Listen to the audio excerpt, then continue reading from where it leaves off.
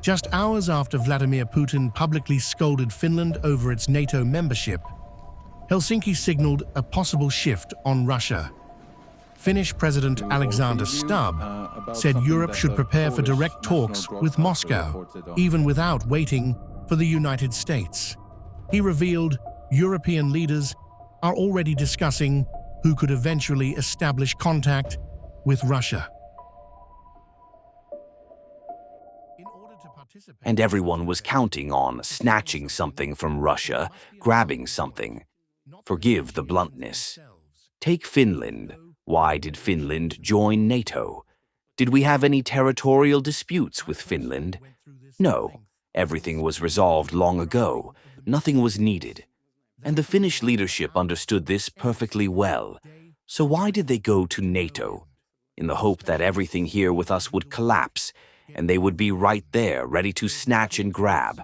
And now they are already building a border fence along the Sestra River. I would make certain gestures and say certain things, but since I am from the cultural capital, I will refrain. I think that, to a significant extent, what is happening is dictated precisely by considerations of this kind. The comments are striking, because Finland became one of NATO's newest frontline states after the Ukraine war escalated. But Stubb now says, if US policy on Russia and Ukraine no longer serves Europe's interests, then Europe must engage directly itself. He stressed that any future approach must be coordinated among major European powers.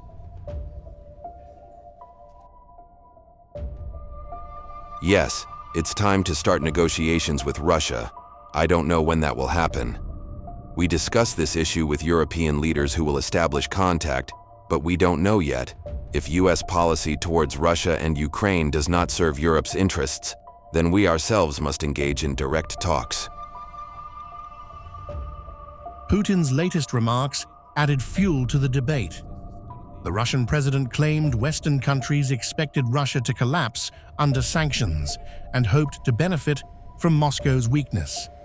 Putin specifically questioned why Finland joined NATO despite having no territorial disputes with Russia. The Kremlin is also floating names for possible future negotiations. Putin suggested former German Chancellor Gerhard Schroeder could act as a trusted intermediary between Europe and Moscow.